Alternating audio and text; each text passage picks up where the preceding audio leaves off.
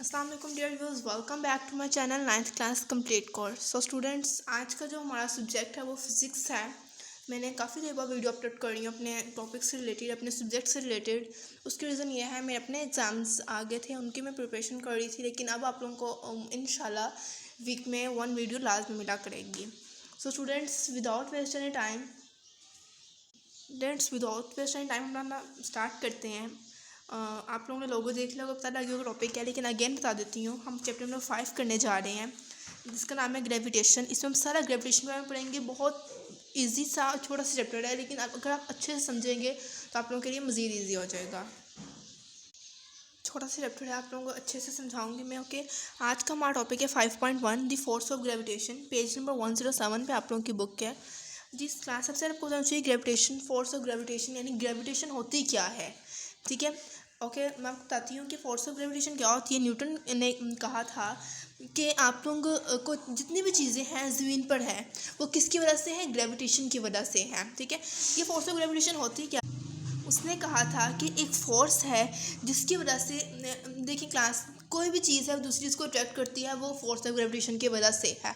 ठीक है, एक चीज़ है वो दूसरी बॉडी को अट्रैक्ट कर रही है, एक बॉडी दूसरी बॉडी को अट्रैक्ट कर रही है, वो फोर्स ऑफ ग्रेविटेशन की वजह से है। देखिए उसने जो स्टेटमेंट कही थी, मतलब कि जो फोर्स ऑफ ग्रेविटेशन की डेफिनेशन, क्लास ग्रेविटेशन की डेफिनेशन क्या है, मैं देखिए आप लोग क्लास क्या है, देखें देयर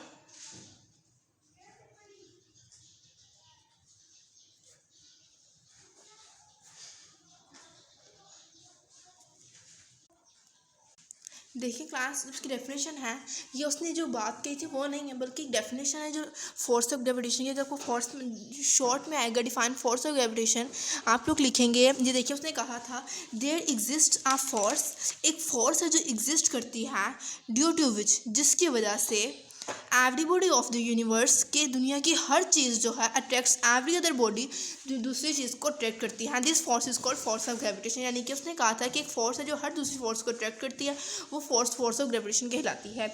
इसकी एग्जांपल देखें क्लास, वो कहता है कि एक एप्पल है, ठीक है, एक एप्पल है, वो ज़मीन पे गिरा है। ठीक है, एक एप्पल है, ये क्या है? एक एप्पल।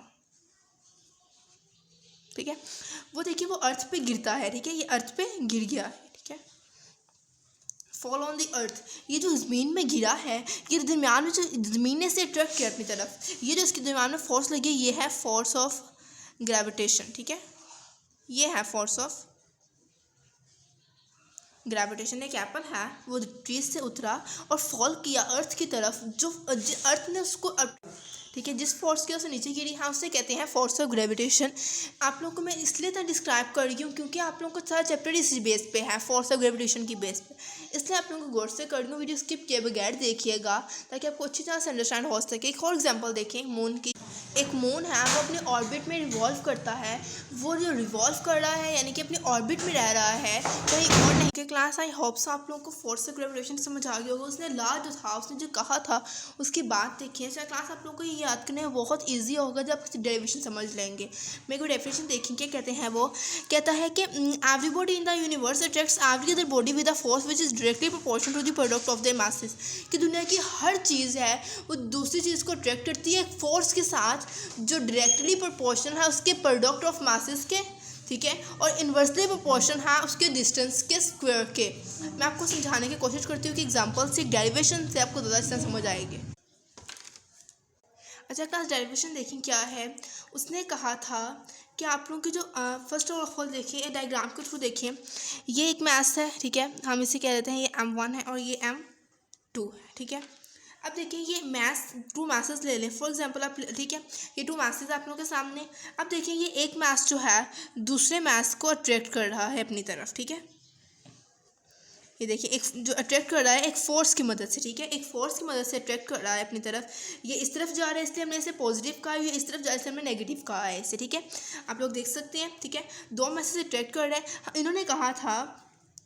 और ये देखें, और ये जो है एक डिस्टेंस की मदद से ये सेपरेट हुए हैं। ठीक है, एक डिस्टेंस है ये जो इन्हें सेपरेट कर रहा है। ठीक है, इनके सेंटर्स के दरमियान में एक डिस्टेंस है। अब देखिए, अब आप लोग डेरिवेशन समझें। डेरिवेशन उसने कहा था कि एक फोर्स है। ठीक है, उसने कहा था कि एक फोर्स है वो डायरेक्टली प्रोपोर्शनल है उनके प्रोडक्ट ऑफ मासेस के, यानी इन दोनों को मल्टीप्लाई करें तो उसके इक्वल है। और वही फोर्स जो है इन्वर्सली प्रोपोर्शनल है, ये डायरेक्टली का साइन होता है, और ये 1 आ जाए तो इन्वर्सली होता है। इन्वर्सली प्रोपोर्शनल है उनकी डिस्टेंस के स्क्वायर के, ठीक है। अब देखिए हम क्या करेंगे, अब जब एफ जो है ये मैथ्स जो मल्टीप्लाई हो जाएंगे इसके साथ 1 के साथ, ठीक है। मैं ये बताती हूँ किस तरह होता है ये m1 m2 मल्टीप्लाई 1/d²। ये आपकी बुक में नहीं है स्टाफ, लेकिन मैं आपको वैसे ही बता रही हूँ। देखें डायरेक्टली प्रोपोर्शनल 1 से मल्टीप्लाई हुआ तो क्या आ जाएगा m1 और m2/d²। अब यहाँ पे प्रोपोर्शनैलिटी का साइन आएगा जी, ठीक है। आप लोग यहाँ पे बुक में हुआ जी यूज़ होगा, एफ इज इक्वल। अब ये साइन खत्म होकर ये साइन रिमूव हो जाएगा, उसके साथ जी आ जाएगा और बाकी सारा ऐसे ही आ जाएगा, ठीक है। ओके अच्छा क्लास, आप लोग की बुक में कुछ लाइन्स देखिए उनको देख लें। उन्होंने कहा हुआ ये डेरिवेशन थी आप लोग की डेरिवेशन। अब देखिए डेरिवेशन और आप लोगों की जो डेफिनेशन थी वो सेम हो गई। देखिए डेफिनेशन क्या थी, मैं आप लोगों को डेफिनेशन दिखा देती हूँ आप लोगों की बुक से। देखिए डेफिनेशन आप लोगों के पास थी डेफिनेशन थी एवरीबॉडी इन द यूनिवर्स, दुनिया में हर चीज़ जो है दूसरी बॉडी को अट्रैक्ट करती है फोर्स के साथ। देखें ये दुनिया के 2 ऑब्जेक्ट्स हैं हम लोग ने, वो अट्रैक्ट कर रहे हैं एक दूसरों को, ठीक है। ये भी अट्रैक्ट कर रहा है, ये भी अट्रैक्ट कर रहा है, ठीक है। और उसने आगे कहा था विच इज़ डायरेक्टली प्रोपोर्शनल, जो कि डायरेक्टली प्रोपोर्शनल है उनके प्रोडक्ट ऑफ देयर मासेस के। यहाँ पे हो गया ये बात क्लियर कि फोर्स डायरेक्टली प्रोपोर्शनल है उनके मासेस के product of their masses, and inversely proportional to the square of the distance, और इन्वर्सली प्रोपोर्शनल है उनके स्क्वायर ऑफ डिस्टेंस के बिटवीन देयर सेंटर्स, इनके सेंटर्स थे, ठीक है। अच्छा क्लास अब मेरी बात सुने, आप लोग ने जो चीज़ किस तरह से ये है कि फोर्स डायरेक्टली प्रोपोर्शनल इनके मासेस के, ये किस तरह से हुआ है। देखिए क्लास आप लोग एग्जांपल देती हूँ, एक आप लोग एग्जांपल ले लें कि ये एक एग्जांपल इसकी देख लें। अब एग्जांपल है, देखें एक ये बच्चा है, ठीक है, ये फैट है, ठीक है, और एक बच्चा है ये जो पतला है, ठीक है। एक फैट बॉय है, ठीक है, और एक थिन है। अब देखिए अगर आप लोग इस बच्चे को खींचेंगे अपनी तरफ, इस बच्चे को उठाना है, फॉर एग्जांपल इस बच्चा है ये, हमने इसको उठाना है तो हम इसका मास ज़्यादा है इस बच्चे का, हमने उस बच्चे को कैरी करना है। एक फैट बॉय है और एक थिन है, एक बच्चा है फैट है, ठीक है।